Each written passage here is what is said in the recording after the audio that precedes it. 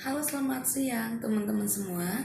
Kembali lagi bersama saya Elsie Randa, di mana di video kali ini saya akan sharing tentang bagaimana cara mengolah uang pribadi. Nah, teman-teman, baru saja saya mendengarkan salah satu audio dari Pak Tung Desa Moringin, di mana beliau membawakan materi tentang bagaimana cara kita mengelola uang pribadi. Nah, di video kali ini saya akan sharing bersama teman-teman semua. Bagi teman-teman yang telah menonton video ini, semoga video ini bermanfaat untuk teman-teman dan juga bisa mengolah uang pribadi teman-teman sendiri. Nah, kita awali dengan kenapa ya pelaku bisnis sering bocor akibat menggunakan uang pribadi, teman-teman. Nah, pasti salah satu, mungkin semua, hampir semua dari kita yang telah menonton video ini pasti rata-rata kita sempat bocor menggunakan uang pribadi untuk urusan bisnis kita. Nah, teman-teman, ternyata untuk mengolah uang pribadi itu banyak macamnya. Tapi menurut Pak Tung Desa Moringin, cara menggunakan uang pribadi itu yaitu terima uang. Ketika Anda terima uang, sisihkan 10%.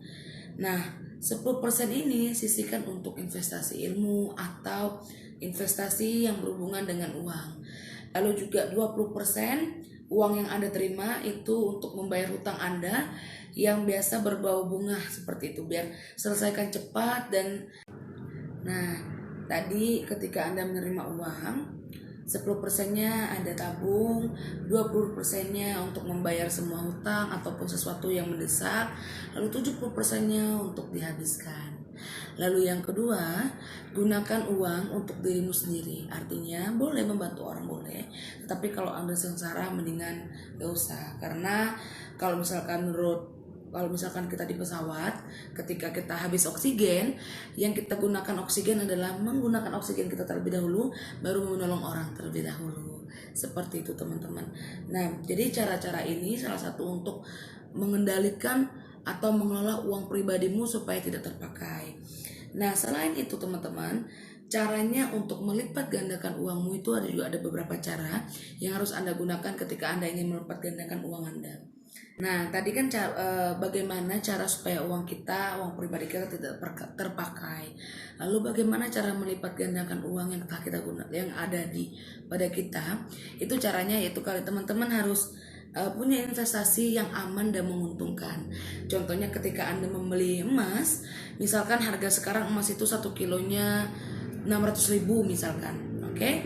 Nah, teman-teman investasikan uang itu ke emas, nanti ketika 2 tahun atau 5 tahun atau 10 tahun kemudian emas itu menjadi berlipat-lipat ganda, yang awal 1 kilonya 600.000 rupiah menjadi misalkan 5 tahun ke depan menjadi 1 juta per kilonya. Nah, kalau teman-teman punya 10 kilo, nah teman-teman udah untung banyak sekali ketika teman-teman membeli misalkan dengan harga 600.000 rupiah.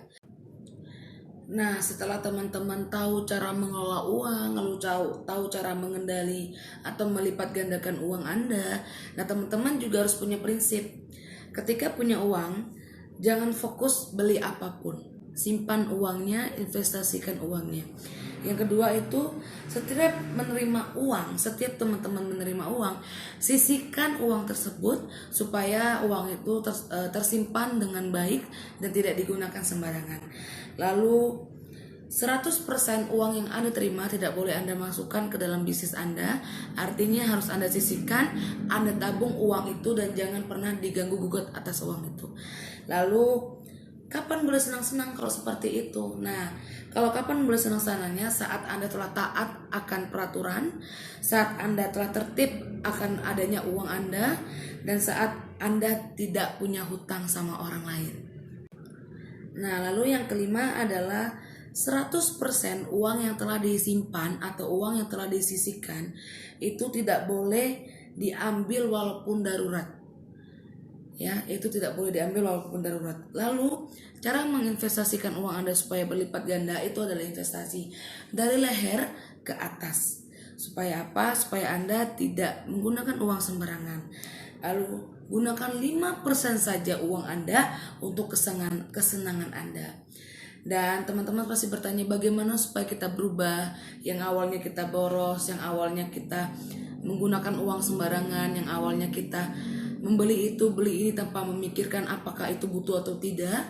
Nah teman-teman, dari awal teman-teman harus sadar bahwa masa depan itu tidak hanya mengalir seperti air saja, tetapi masa depan itu ada kelok-keloknya, dan hanya ikan matilah yang mengikuti arus air teman-teman.